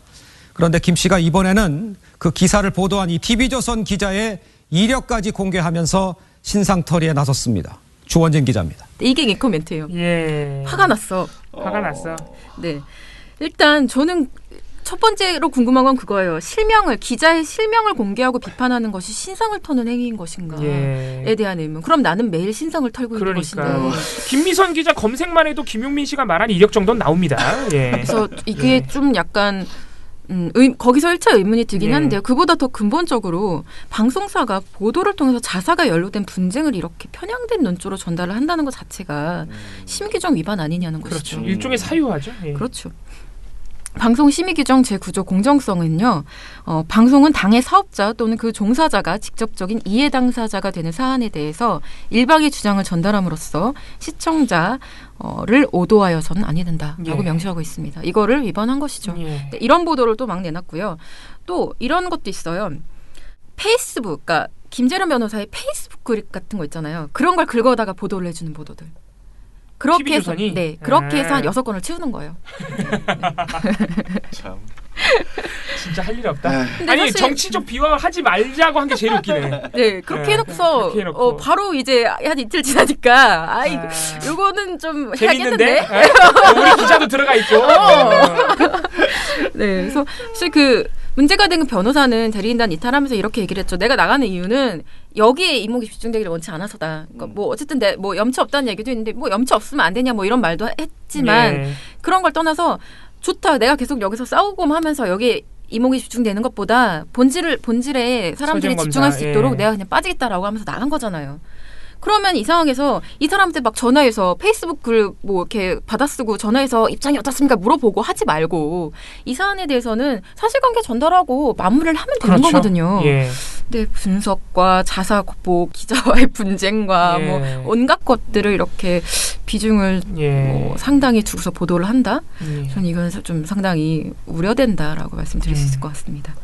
그리고 또 하나 좀 눈에 띄는 건요. TV조선이 이 시기에 이 관련 보도들을 다 VS 구도로 보도를 하는 것들이 꽤 많았거든요. 근데 이문정 검사가 이제 조유진 단장의 사퇴 요구한 것과 관련해서 보도를 많이 냈는데 이것까지는 이해를 할 수 있는데 이문정 검사와 관련해서 낸 보도도 하나 문제가 되는 게 이문정 검사 검찰 내부 비판 앞장이라는 보도인데요. 이건 뭐냐면 이문정 검사의 평판을 소개한 보도입니다. 아 평판 되게 좋아하네. 아까도 그 평판 그 뭐야 그쵸? MBN이었지 그거는. 예. 개인 평판에 막 얘기를 하는데 그 개인 평판에 어떤 식으로 얘기하냐면요. 검찰 내에서 돌출 행동으로 유명하다. 아니 이게 지금 이 사건하고 도대체 무슨 상관이야? 본질과 전혀 상관없는 예. 되게 사변적인 이슈를 되게 별도의 보도를 통해서 막 떠들어주는 거예요. 그러면 사실 계속 TV조선은 어떻게 보면 본질을 흐리는 보도를 끊임없이 하고 있는 것이죠. 아. 네, 그래서 제가 어제 TV조선은 문제가 심각하다고 했던 게 예. 이런 지점들이었던 거죠. 아니 이게 언론 보도 중에 가장 나쁜 왜곡 보도 중에 하나가 어떤 권력에 대해서 의혹 제기를 하면 그 의혹을 보도하지 않고 의혹 제기를 한 사람을 공격하는 보도가 가장 나쁜 보도. 메신저로 공격하는 거죠. 뭐 돈키호테 막 이런 표현도 쓰는데 지금 TV조선이 딱 그 아주 나쁜 전형을 보여주고 있는 거죠, 사실은. 그렇죠. 예. 마지막인데요. 그 이것과 관련해서 굉장히 여러 가지 여론들이 있을 수 있죠. 근데 이 여론을 과연 들리는 대로 다 그냥 소개를 해주면 되는 건가 언론이? 라는 고민이 전 좀 들었어요. 아까 사실 JTBC도 조금 그 부분이 문제인 거죠. 그 인터넷 게시글에 문제될 부분까지 노출을 한 것도. 맞아요. 예. 그런 것도 있는데 예를 들면 이런 게 있습니다. 채널 A가요. 상대 여성이 내 가족이라면 이라는 보도를 내놓습니다. 근데 이 보도는요. 무슨 소리야? 미투 운동에 대한 남성들의 어떤 의견을 다 이렇게 들어본 기사예요. 저는 일단 이 취지 자체가 잘 이해가 안 돼요. 그러니까 뭐 왜? 그러니까 그걸 왜 왜죠? 취재한 거죠? 왜죠? 라는 생각이 일단 들죠. 남자한테만 인터뷰를 하는 이유는 뭐예요? 제 말이요. 자, 일단 문제가 아주 여러 가지 복합적으로 있는데요. 네. 이제 내용을 좀 설명드릴게요. 첫 번째, 이 보도는 이런 식으로 시작됩니다. 이렇게 미투 운동이 확산되면서 남성들에게서도 다양한 의견이 나오고 있습니다. 남성을 너무 부정적으로 본다며 불편해하는 반응도 있지만 나 자신을 되돌아보게 된다는 목소리도 많습니다. 하욱 기자입니다. 남성이 먼저 조심해야 한다라는 자성의 목소리도 있고 피해 여성들이 내 가족이라는 생각으로 더 조심하자는 반응도 있는데 반응도 있고 또 어떤 남성 우월주의나 상명하복이라는 직장 문화가 문제라는 의견도 있다. 근데 일각에서는 그러나 모든 남성을 잠재적 성범죄자로 보는 시각을 불편해하기도 합니다. 그 말을 하고 싶었구나. 채널 A가. 라고 하면서 그 인터뷰를 소개를 해줍니다. 근데 제가 이 기사를 되게 여러 번 봤는데 잘 이해가 안 되는 게 이 기자가 이렇게 설명을 했어요, 방금. 그러니까 모든 남성을 잠재적 성범죄자로 보는 시각을 불편해하는 시각도 있다라고 하면서 바로 뒤 붙인 그 인터뷰 내용이요. 어떤 남성분이 나와서 모든 일들이 간단하게 폭력이라고만 이야기할 수 있는 경우는 아니라고 생각을 하는데 모든 일들이 그렇게 간단하게 폭력이라고만 얘기할 수 있는 경우는 아니라고 생각하는데 예요. 그 말이 하고 싶었구나, 채널 A가. 근데 전체적으로 나는 이해가 안 가는데 미투 운동이 모든 남자를 성범죄자로 모는 거예요? 아니 그러니까 잘 이해가 안 돼. 그러니까 이해가 안 미투 가. 운동은 뭐냐면 어떤 사람이 내가 그동안 받았던 피해에 대해서 내 이름과 얼굴을 다 공개를 하고 그냥 나의 모든 것을 공개하고 내 피해 상황을 고백하는 거죠. 폭로하는 거죠. 근데 그 운동에 대해서 일단 의견을 물어본다는 거. 그러니까 남성들을 특정해서 또 의견을 물어본다는 거. 그걸 왜 하냐고. 이거 이건 명확한 범죄와 관련된 문제인데. 그래서 그냥 그건 범죄니까 하면 안 되고 지금 이거 고백한 사람들의 용기에 대해서 그냥 얘기를 하면 되는 거고. 그렇죠. 하면 되는데 여기에 대해서 남성들의 어떤 기분? 평가 이런 거를 왜 물어보는 것이고 왜 물어보는 건지 의문이고. 그러니까 전체적으로. 그러니까 모든 게 다 너무 이상한 거예요. 그리고 이 기자가 왜 요약이 없다면 저는 솔직히 말하면 이 인터뷰 멘트만 보면 이 남자가 무슨 말을 하고 있는 건지도 잘 모르겠어요. 맞아요. 솔직히 말하면. 아니 뭐라고 물어봤는지도 궁금하다. 뭐라고 물어봤길래 저런 대답이 나오지? 그러니까 예를 들면 그러니까 아예 질문을 하나로 특정했다면, 그러니까 미투 운동을 통해 이제서야 뭐 예를 들면 고백을 하게 된 어떤 배경에 대해서 어떻게 생각하시느냐라던가 뭐 어떤 구체적인 컨셉이 있어야 될 거 아니에요. 뭐라고 질문했다고 안 알려줘요? 그건 아니에요. 그냥 미투 운동에 대한 남성들의 의견인 거예요. 자기네 질문은 그러니까 안 알려주네 정확하게. 네, 그게 없는 거예요. 컨셉이 뭔지를 모르겠는데 남성들의 반응이 없었을 것 같습니다. 뭐 이런 거지 같은 보도가 미투 운동에 대해서 어떻게 생각하십니까? 뭐 이런 질문이었겠죠. 네. 거지 같은. 그래서 저는요 어떤 생각까지 들었냐면요. 엄밀히 따지면은 뭐 미투 운동 이런 게 아니라, 그러니까 남성 개개인은 미투 운동이 나오니까 남성 개개인을 타겟으로 일단 이런 목적이 불분명한 인터뷰를 진행하는 채널의 기획 자체가 남성을 잠재적 가해자로 보고 있고요. 그렇죠. 이거 할 필요가 없는 말인데. 네, 그게 1차적으로 좀 문제가 있다는 생각이 들고요. 또 하나는 남성 중심적 문화에 대한 어떤 문제 제기를 하는 것도 아니고 남성 개개인에 대한 이런 뭐 말도 안 되는 이런 반응이죠, 사실. 그거를 방송이 인터뷰 결과 얻었다고 했을 때 그거를 이렇게 비중 있게 실제 보여주면서 소개를 한다는 것, 그 판단. 진짜 신기하다, 진짜. 신기해. 그것도 대단히 부적절하다. 만약에 저는 그런 생각도 들었어요. 학교 폭력이 일어났어. 그래서 어떤 사람이 학교 폭력에 당해서 내가 고백을 해서 이것과 관련한 운동이 일어났다고 생각해 봅시다. 그 학교 폭력을 고백하는. 그때 만약에 이런 구성의 보도가 나왔다고 생각해보세요. 같이 학교 다니는 학생들을 잠재적 범죄자로 모는 그러니까 운동인 것 같습니다. 이런 반응을 냈다고 생각해보세요. 그 사람 거리에 못 다닙니다. 몰매 맞습니다. 진짜. 그 정도로 이상한 보도죠, 사실은. 이게 약간 그런 느낌도 들어요. 일부러 이 명백한 범죄와 범죄 은폐 의혹과 관련된 이 문제를 이게 채널A가 의도가 있는지 없는지 잘 모르겠지만 어쨌든 의도와 관계없이 이 보도는, 이런 유의 보도는 갑자기 남녀 갈등의 문제로 남녀 갈등을 조장하는 그런 식으로 지금 약간 흘려버리는 그런 문제도 있다, 이렇게 보이네요. 또. 네, 또 듣고 보니 또 약간 이게 그런 걸 조장한다는 생각도 들고. 남자를 잠재적 피해자로 본다, 이런 사실 유의 멘트가 사실 예전부터 젠더 갈등 문제가 불거질 때마다 나오는 그런 반응 중에 하나거든요. 남녀 갈등, 뭐 분열, 뭐 이런 얘기 나올 때. 아니 이 멘트를 하는 사람도 전 이해가 잘 안 되는 게. 더 그러니까 그런 프레임을 써요. 그런 이제 문제되는 입장에서는 범죄를 하지 말라고. 그러니까 이게 안 하면 되잖아. 명백한 범죄의 문제를 채널A가 쓸데없이 저런 약간 갈등을 조장하는 프레임으로 가고 있다. 이렇게도 볼 수 있을 것 같아요. 네, 그래서 이거는 제가 사실 좀 보고서 쓰면서 흥분했기 때문에 이거 TV조선보다 더 이상한데? 다시 좀 정리를 해야 될 필요는 있는데요. 아무튼 제가 나중에 어떤 생각도 했냐면, 이 기자분 그러니까 기자분 얼굴은 나오고 그 이상한 멘트를 하는 인터뷰 하시는 분의 모습은 뒷모습만 나와요. 근데 기자분의 표정이 되게 약간 멍한 표정이에요, 약간. 그래서 기자도 이 말을 듣고 충격을 받았나? 막 별 생각을 다 하게 되는 거예요. 그러니까 그래서 이 무슨 말이지? 막 왜 이런 말을 하지? 하는 표정처럼 처음엔 저도 보였거든요. 아니 그렇게 생각했으면 방송에 내질 말아야지. 그러니까요. 그러니까 아니죠, 그건. 방송에 안 냈겠지, 충격 먹었으면. 그러니까 정말 저도 한번 이해를 해보려고 온갖 생각을 다 해본 거죠. 네. 이거 TV조선이 그 모든 그 이상한 보도들을 다 합쳐도 이게 제일 이상한데. 엉망이다. 그래서 그냥 나중에는 그래, 악의가 있었다기보다는 그냥 정말 이 사안에 그러니까 우리 사회 또 그냥 좋게 생각하기로 했습니다. 우리 사회가 이거 잘 모르는 거야, 정말.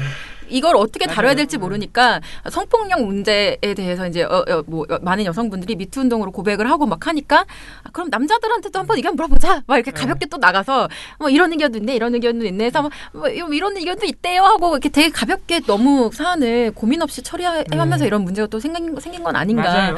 그런 생각도 들더라고요. 막 악의적으로 한번 남녀과 여혐의 프레임을 내가 이 보도로 이끌어 보겠어. 막 거창한 그런 게 아니라 정말 고민이 부족해서 만들어진 만들어진 보도가 아닌가 하는 생각도 들고요. 제가 약간 오버한 것이겠네요. 아닙니다. 그 가능성도 있어요. 왜냐면 채널이 네, 갈등 프레임이라고 저는 봤는데 예. 저를 굉장히 고민하게 한 보도. 무지의 발로일 수 있겠네요. 네, 그런 생각도 현실이다. 네, 이게 좀 어떤 우리의 인식 수준을 딱 보여주는 보도인 것 같다. 만약에 남자들이 다 정말 미투 운동 보고 너무 충격받았고요. 정말 내가 너무 그동안 이런 걸 몰랐구나, 안 이해했어요 라고 대답했다. 만약에 그런 답변만 실렸다. 만약에 이 보도에서 그렇다면 괜찮지 않을까? 그러니까 나도 되게 고민이 되더라고 이걸 보면서. 그러니까 저런 싸가지 그러니까 비상식적인 발언이 실려가지고 짜증이 확 났어요 일단은. 그런데 그래서 이 프레임 자체도 나도 문제라고 생각하거든요. 이 보도의 프레임이 기본적으로 그런 걸 노리고 남혐스러운 그런 막 이렇게 남자들의 거친 그 저항, 불편함, 막 이런 그거를 끌어내기 위한 목적이었어. 그런 것 같아요. 이 보도만 봤을 때. 딱 제가 그렇게 보였어요. 네. 그런데 만약에 반대로 이런 똑같은 인터뷰를 예를 들면 JTBC가 하면서 그런 발언 하나도 안 들어가고 나 정말 이거 보면서 정말 반성했어요. 지금 이 일 이후로 나도 혹시나 내가 무의식 중에 어떤 걸 하지 않았는지 내가 애들 교육을 잘 시키고 있는지 제가 반성하게 됐어요. 이런 인터뷰만 나왔다면 괜찮았을 텐데 저런 몰상식한 그런 발언을 시민의 발언을 넣어줌으로써 너무 극단적으로 이게 형편없어지잖아요. 보도가. 그래서 그런 인터뷰를 하는 것 자체를 문제 삼아야 되는 것인지 굉장히 고민이 되더라고. 비판의 수위가. 그러니까 미투 운동이 확산되면서 시민들한테 의견을 물어볼 수 있고 남성들한테 의견을 물어볼 수 있는데 그러려면 뭔가 기자가 프레임을 더 정확하게 딱 확정지어줘야 된다고 생각해요. 그러니까 그냥 미투 운동에 대해서 그런 게 아니라 미투 운동으로 지금 이런 사회적 문제가 나오고 있는데 이 부분에 대해 여태까지 나오지 않았던 부분에 대해서 이렇게 최근 목소리가 나오는 부분에 대해서 남성들의 역할이라든가 이런 부분이니까 좀 더 확정해서 얘기를 해서 맞아요. 그런 걸 이끌어내야지 그냥 막 질문 자체가 일단 부적절하고 인터뷰가 부적절한 게 아니라 인터뷰를 하기 위한 질문 전제 조건이 부적절하고 저는 솔직히 말하면 이런 답변들도 좀 부적절한 게 상대 여성이 내 가족이라면 이라는 이런 형태의 답변도 저는 솔직히 말하면 좀 불편해요. 왜냐면 가족 아니면 그럼 신경 안 써도 돼? 왜냐면 친족 내 성폭력도 겁나 많거든요. 그렇죠. 그래서 이런 가정 맞아요. 문제되는 거 맞습니다. 아니, 그러니까 내 감정이입하는 건 좋은데 그냥 범죄잖아요. 그렇죠. 그냥 범죄인데 그냥 하지 마. 범죄고 이거는 하면 처벌받고 네가 이제는 더 이상 사회 분위기가 바뀌어서 네가 여태까지는 그런 짓을 조금 해도 웃으면서 넘어가고 사람들이 참고 넘어가는 분위기였지만 이제는 아니야. 나는 해선 안 된다라고 그렇게 얘기하는 선에서 넘어가면 되는 거지. 막 되게 그걸 감정적으로 설득하려고 하고 네 가족이라고 생각해봐. 뭐라고 해봐. 이렇게 다른 살인 사건이 났다고 생각해 보세요. 네 가족이라면 죽였겠어. 이렇게 물어보나요? 아니잖아요. 그냥 너 처벌 받으니까 하면 안 돼라고 말하잖아요. 그런 맥락에서 좀 전반적으로 부적절한 것 같아요. 이 보도와 더불어서 우리 사회 전체의 인식이 여전히 성범죄에 대해서 굉장히 아는 바가 없다. 이해가 굉장히 부족하다라는 거를. 이 보도의 취지도 그렇지만은 사실 저를 포함한 많은 분들이 아직 인식이 좀 부족할 수도 있다는 게 잘 드러나지 않았나 이렇게 보입니다. 어제 예고해드렸던 TV조선의 평양올림픽 쇼를 가지고 왔습니다. TV조선이 최근에 지금 평양올림픽이래. 평창. 봉우 씨가 평양올림픽 유포자 아닙니까? 중독됐네요. 미치겠네. 하도 이것만 보고 있으니까 진짜 정신 돌아버릴 것 같아요. 근데 진짜 이것만 보는 사람들은 이렇게 생각할 거 아니야. 봉우 씨는 직업적으로 보는 건데. 자, 지금 평창올림픽 개막이 이틀밖에 안 남았어요. 2월 9일 날 개막을 하는데 TV조선이 지난주부터 정말 하루 종일 평양올림픽 쇼를 하고 있다 이렇게 보시면 됩니다. 정말 있는 보도 없는 보도 다 끌어모아서 평양올림픽이라고 외치고 있어요. 제가 2월 2일과 2월 3일 딱 이틀간의 2개의 프로그램을 점검했는데 2월 2일 보도본부 한라인 그리고 비슷한 시간대의 주말 뉴스 프로그램인 뉴스 현장 두 프로그램 모두 1시간 반 동안 대담을 나누는 프로그램인데 와 정말 1시간 반 중에 한 1시간은 평양올림픽을 외치고 있다. 제가 그래서 뭐라 요약하기도 힘들어요. 너무 발언이 많아서. 그래서 몇 가지만 소개해드릴게요. TV조선 보도본부 한라인 2월 2일 방송에서 나온 평양올림픽 발언. 추가 입국 한 명이 누구인지도 모르는 통일부, 그래서 평양올림픽 평양조직위원회라는 비판이 나온다. 북한 선수들이 인공기를 배지를 달고 왔다. 평양올림픽이니까 이해해주자는 조소까지 나온다. 지금 평양올림픽 그리고 북한을 위한 잔치라는 것이 일반 시민들의 생각이다. 정말 평양올림픽이라고 찍혀나온 문서까지 있다. 선수 숙소에 대형 인공기가 걸렸다. 저것만 보면은 평양올림픽 같다. 예, 이런 류의 발언들입니다. 듣기만 하는데 지치네요. 네. 얘네들이 이 TV조선이 얼마나 거짓말하고 있는지만 제가 몇 가지 말씀드릴게요.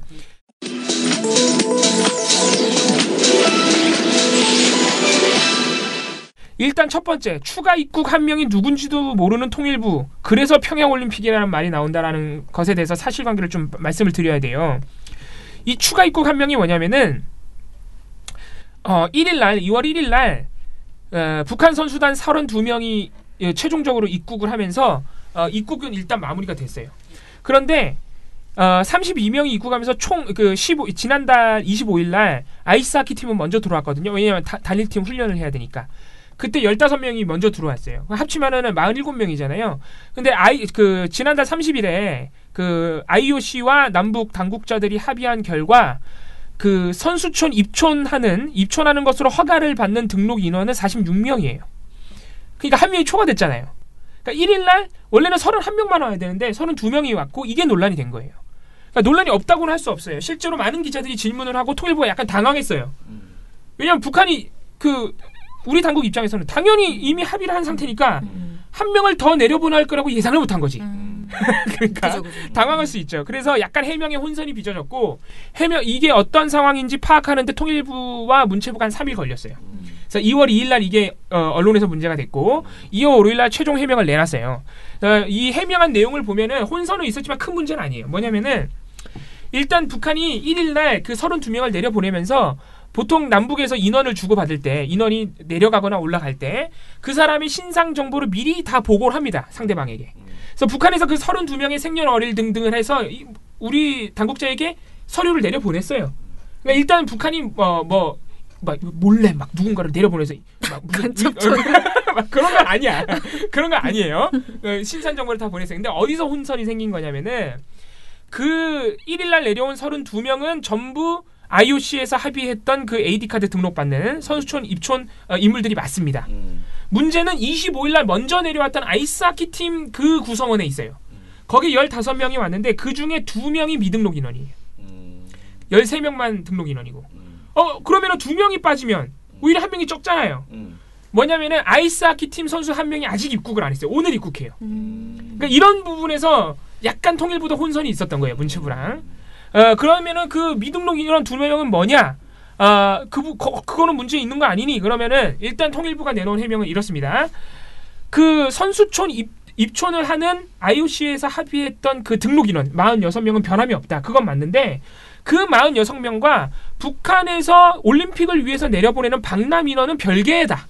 라고 일단 해명을 했습니다. 그리고 추가 입국하게 되는 2명, 결과적으로는 1명이 추가된 건데 미등록 인원 2명은 그럼 누구냐고 질문이 나왔을 거 아니에요. 그래서 일단 통일부가 파악하기로는 마사지사와 비디오 분석관이다. 왜냐하면 아이스하키 팀이 모든 스포츠 팀이 내려오면 선수만 내려오는 거 아니잖아요. 여러 지원 인력이 있는데 그 중에서 마사지사와 비디오 분석관을 추가로 북한이 내려보낸 것이다라고 일단 해명을 했습니다. 아무튼 걱정이 많으시니까 통일부랑 문체부가 좀 더 열심히 일하셔서 몇 명 되지 않는 사람 좀 빨리빨리 정확하게 하시고 여기 지금 걱정이 너무 많습니다. 지금 종편이 한 명이라도 어떻게 테러리스트가 들어올까봐 지금 난리가 아닙니다. 제가 아까 그래서 말씀드린 대로 최종적으로 1명이 추가된 건 맞고 그 사람은 지원 인력인 것으로 일단 발표가 나온 것이죠. 자, 그러니까 이게 아예 논란이 없다고는 못하겠어요. 통일부도 어쨌든 간에 사실 파악에 시간이 좀 걸렸으니까.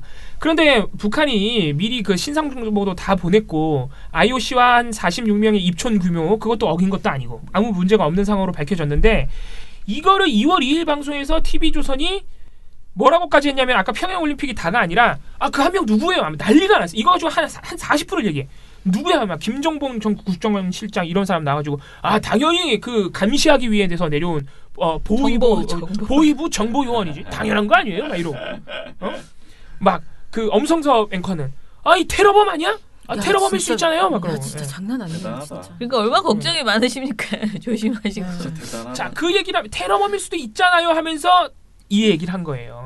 그 한 명이 지금 누군지도 모르는 통일부 그래서 이게 평양올림픽이라는 비판이 나온다고. 엄청 또 거기서 평양올림픽. 그건 좀 아니잖아. 예. 걱정하는 건 알겠는데. 약간 싸비처럼 그냥 다 붙인다. 무슨 말 할 때마다. 그러니까 제가 논란이 없다고는 말 안 하는 이유가 논란이 있고 비판 가능합니다. 하는데 어떻게 이 문제가 평양올림픽이라는 문제로 귀결이 됩니까 이게. 말도 안 되는 소리죠. 그리고 두 번째. 북한 선수들이 입국할 때 인공개 배지를 달고 왔으니까 평양올림픽이다. 자, 그러면 무슨 배지 달고 와요? 미국 배지 달고. 그러면은 앞선 모든 올림픽에서 그리고 세계 올림픽에 참석하는 세계 각국의 모든 선수들이 다 자기 나라 배지 달고 오는데 그럼 다 그 나라 올림픽이야? 북한은 다른 나라예요, 여러분. 네, 말도 안 되는 소리를 하지 마세요. 진짜 이런. 그러니까 제가 그러면은 너무 우리 같은 민족이라고 생각해서 우리 배지를 달아야 된다고 생각합니다. 더 정신 나간 거죠. 자, 이게 뭐냐면은 그럼 정확하게 이들의 프레임은 원래 뭐였냐? 조중동의 프레임은 원래 뭐였냐면은 우리 선수들 얼마 전에 마식령 스키장 가서 공동훈련할 때 우리 선수들은 태극기 못 달고 왔는데 왜 북한 선수들만 인공이 달고 오니? 그러니까 평양올림픽이야라고 비판하는 건데 이것도 정말 제가 볼 때 모르고 그러진 않는 거다. 일부러 저러는 거다. 평창올림픽을 까기 위해서, 정부를 까기 위해. 왜냐면은 마식령 공동훈련은 남북이 역시나 IOC와 함께 합의를 해서 한반도 평양을 위해서 하나의 이벤트로 치러진 것이에요. 그러니까 남북이 합의를 했어요. 우리가 서로 자극하는 행동을 하지 맙시다. 그리고 한반도기 평화를 상징하는 상징들을 이용하면서 훈련합시다. 라고 합의한 거고 북한 선수단이 1일에 들어온 거는요. 다른 모든 나라 국가 선수들과 마찬가지로 입촌, 공식적으로 그 나라의 이름을 가지고 공식 입촌을 한 것이에요. 그러면은 이들의 논리에 따르면은 다른 나라들도 전부 배지 달고 오지 말아야 돼. 아니죠. 평양 올림픽이니까 우리 선수들은 또 평양에 갔다고 생각할 수 있죠. 자, 그래서 이런 류의 보도도 너무 많이 나와서 이것도 통일부가 해명을 했어요. 아까 제가 말씀드린 마식령 스키장 행사는 이벤트였고 북한은 공식적으로 국가 그 이름을 달고 입국한 것입니다라는 해명과 함께 지금 개막식을 포함한 모든 행사에 우리 선수들은 자유롭게 태극기를 이용할 수 있습니다라고 이걸 도대체 해명을 해야 되는 거죠. 이거 해명이 나온다는 건 괜찮아요. 근데 너무 이런 식으로 비판을 하니까 해명을 내놨습니다. 당연하죠. 우리 선수는 다 태극기 달고 할 수 있습니다. 아니 TV조선에서 진짜 너무 가짜 뉴스를 퍼뜨리는 거예요. 그냥 다 같이 모여서 약간 심리치료 받으면서 마음의 안정을 좀 찾아야 되는 상황 아닌가. 그리고 진짜로 평양올림픽이라고 찍힌 문서도 있다. 이건 뭐냐면은 뭐예요? 실제로 이런 해프닝이 있긴 있었던 게 그 미국 국적의 평창올림픽 봉사자가 많이 있습니다. 왜냐면은 이제 해외에서 들어오시는 분들을 상대로 하는 여러 자료를 만들어야 되니까 그래서 영어로 그런 자료를 만드시는 자원봉사자들이 있어요. 근데 그분 중에 한 분이 그 외국인 봉사자 대상으로 하는 매뉴얼을 작성하시다가 근데 실제로 평양과 평창이 굉장히 스펠링이 비슷해요. 두 자 차이예요. Y만 CH로 바꾸면 돼. 그래서 굉장히 비슷해서 실제로 많은 그 영어권 사람들은 헷갈려 한대요. 그래서 이분이 작성을 하시다가 평창을 평양으로 잘못 썼어. 오기가 발생한 거야. 네. 그래서 이게 약간의 해프닝이 있어서 지금은 전량 수정 처리가 됐죠. 그 매뉴얼을. 그 얘기를 하면서 얘기를 한 거예요. 진짜로 찍힌 문서도 있어. 그러면서 이것 봐. 이 정도로 통일부와 조직위원회가 일을 못하고 있어. 정보 공유가 부족해. 이렇게 비판을 한 겁니다. 그쵸, 스펠링을 어디다 박아놔야 되는데 벽에다가. 그렇죠. 그러니까 말도 안 되는 이 올림픽이 평양올림픽 북한을 위한 잔치라는 것이 일반론이다. 이런 말이 나온 겁니다. 대단하죠 정말. 네, 정말 대단하네요. 저 이제 그만할게요. 힘들어 죽겠네. 아무튼 이제 제보 들어와도 안 할 겁니까? 진짜 안 하고 싶은데. 아니 진짜 시작도 안 했어 지금 올림픽. 저는 올림픽 시작되면 얼마나 열심히. 저는 이런 식이라면 앞으로 한국에서 올림픽 안 했으면 좋겠어요. 진짜. 네, 안 하는 것이 낫다. 아니면은 TV조선 같은 방송사들이 먼저 문을 닫든가. 그게 빠르겠네요. 또 하나 선수 숙소에 대형 인공기가 걸려서 평양올림픽 갔다 이런 발언도 나왔는데 다른 나라들도 다 그렇게 걸었습니다. 그럼 다 그 나라 올림픽입니까? 말도 안 되는 소리 좀 그만했으면 좋겠습니다. 전반적으로 북한을 하나의 어떤 국가로 인정을 못한다는. 그러니까 북한은 아무것도 하면 안 돼 진짜. 옷도 입지 말아야 돼. 진짜. 오는 것도 안 된다고 하는데 네, 뭐. 그냥 온 거 자체가 싫은 거예요, 사실. 이들은. 예. 너무 싫은 거야. 그러니까 이해해 주세요. 그냥 너무 이해 싫구나. 못해요. 너무 싫구나. 아주 난리가 아니구나 진짜. 그 나는 테러범 그거 엄성서 진짜 걸어야 되는데 엄성서 꼭 보내주세요. 네, 그래서 저는 이 말도 안 되는 소리 하는 거. 이게 한 방송에서 이렇게 된 건데 이틀 내내 이러고 있었거든요. 그래서 저는 보면서 하도 평양 올림픽이라는 말이 많이 나오니까 보면서 야 니네가 평양 방송 같다 이런 생각도 들었어요. 네. 조금만 더 냅두면 이제 엄성섭을 보낼 수 있을 것 같아요. 이제 말이 너무 나가도 이제 점점 더 나가서 네, 여기까지 하겠습니다. 요즘 좀 자기가 독보적이라고 생각하는 것 같지 않습니까? 엄성섭이? 독보적이기가 하죠. 그 광기로 있어서는.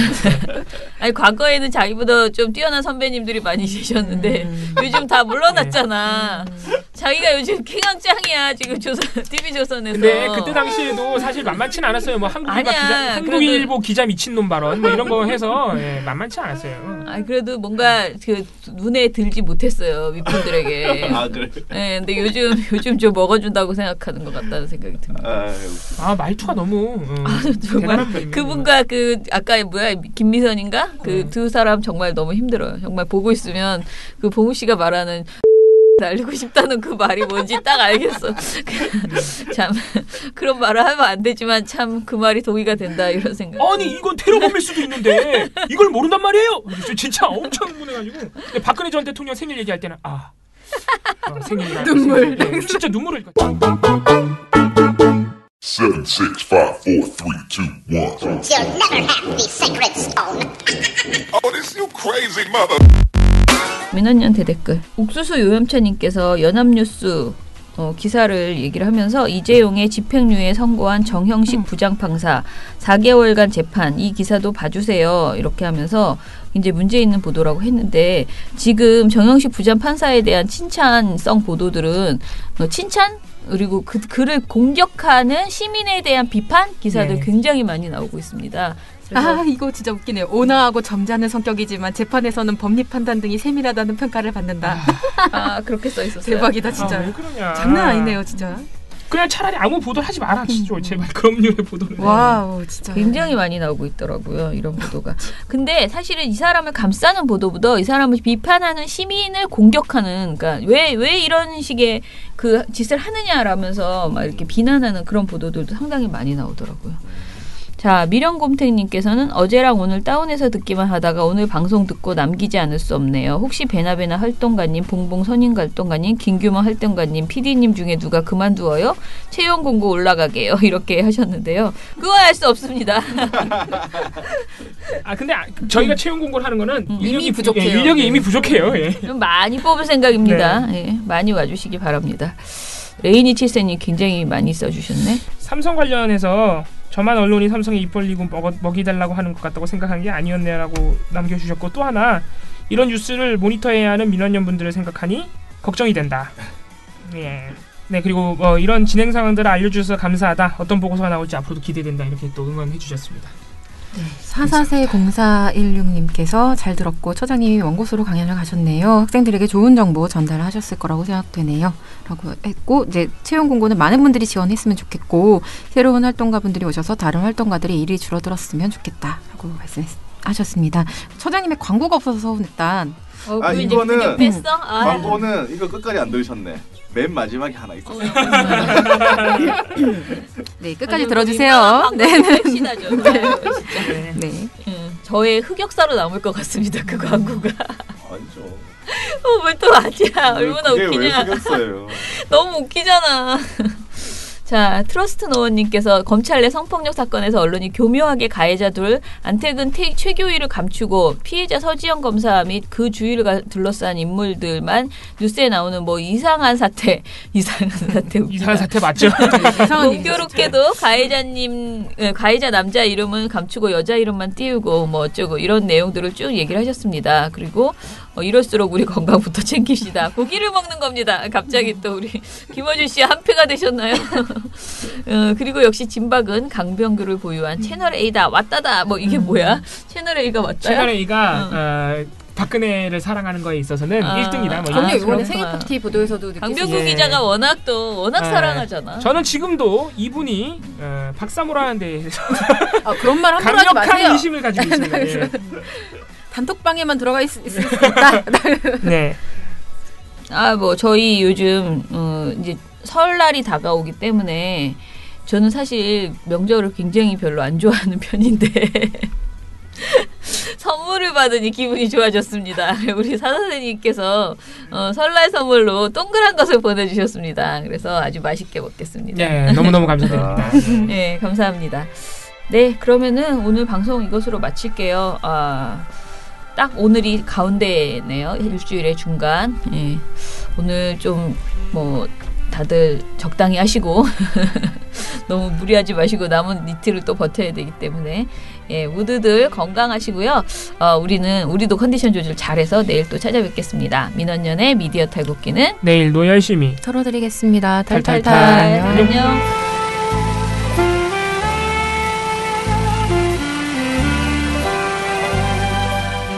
우리 아빠는 슈퍼맨이에요. 종편 막말 패널들도 퇴출시켰고요. 보도지침 책도 만들었고요. KBS, MBC 적폐의 사진도 퇴출시켰고요. 언론교육도 하고요. 매일매일 방송과 신문을 감시해요. 너희 아버지 뭐 하시는데? 민원연 후원해요. 언론을 정상화시키는 확실한 길. 한 달에 10,000원 민원연 후원으로 가능합니다.